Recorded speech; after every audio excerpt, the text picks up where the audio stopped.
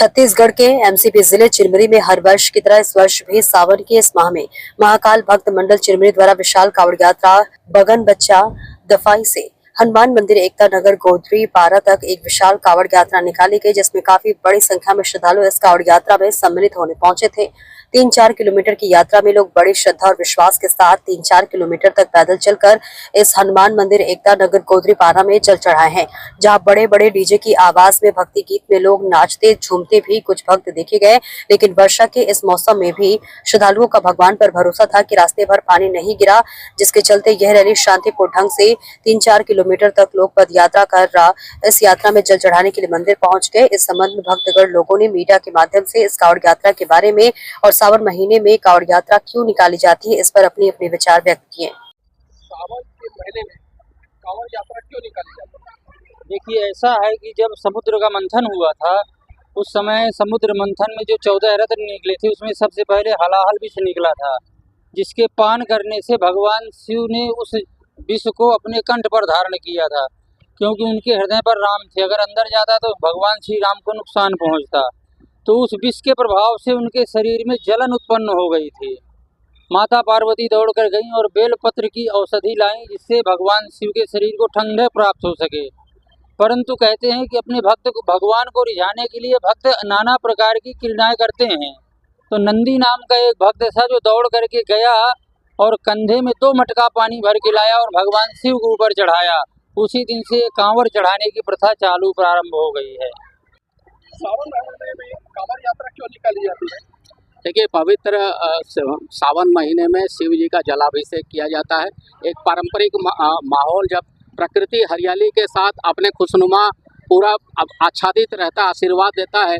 इसी में हमारा खेती किसानी होता है और ईश्वर जल के माध्यम से इस धरती को सिंचित करने का काम करती है, जो इस धरती को हरियाली के साथ साथ हम सबको भोजन और अन्न प्रसाद देता है। तो ऐसे में शिव जी सावन के महीने में एक पवित्र मास माना गया है।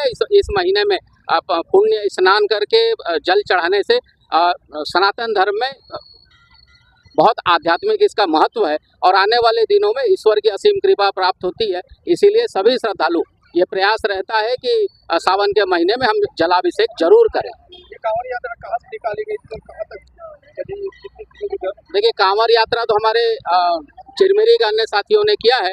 साथ ही साथ हम लोगों ने अपने टोली के साथ हम लोग 7 मंदिरों में आज जलाभिषेक करने का जो हम लोगों ने निश्चय किया था, तो हम लोग अपने कार्यक्रम में निकले हैं। और ये जो कांवड़ यात्रा लोग निकाल रहे हैं, ये हमारे अन्य साथी हैं, धर्मावलंबी हैं और हम लोग सब इस चिरमिरी के नागरिक हैं, लेकिन उनकी टीम अलग है और हम लोग अपना आध्यात्मिक दृष्टिकोण से अब दर्शन करने आए। का नाम? अनीता देवी। ये चीज बताइए, ये सावन के महीने में कांवड़ यात्रा का निकालने का क्या उद्देश्य है?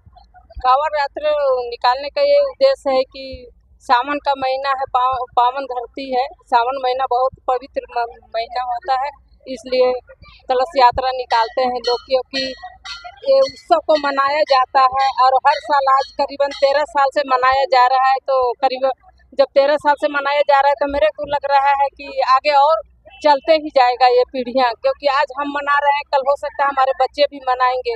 तो मनाना चाहिए, क्योंकि इसमें शामिल होना बहुत आनंद मिलती है हमें। आज की जो कांवड़ यात्रा निकाली गई थी, कहाँ से निकाली गई थी, कहाँ तक जाएगी? आज की कितने किलोमीटर चली आज कांवड़ यात्रा?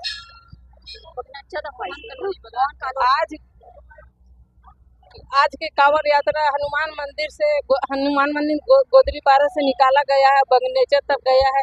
ये करीबन नहीं कुछ तो 15 किलोमीटर से ऊपर ही है। लेकिन देखिए, एक व्यक्ति को अगर 15 किलोमीटर चलाए तो नहीं चल पाएंगे, लेकिन भीड़ में संगी साथी में अगर चलने से हम उससे भी ज़्यादा चल सकते हैं। जब बोल बम जाते हैं देवघर बाबा धाम, तो 105 किलोमीटर जब चल लेते हैं, तो ये तो 15-16 किलोमीटर है, तो चलना चाहिए।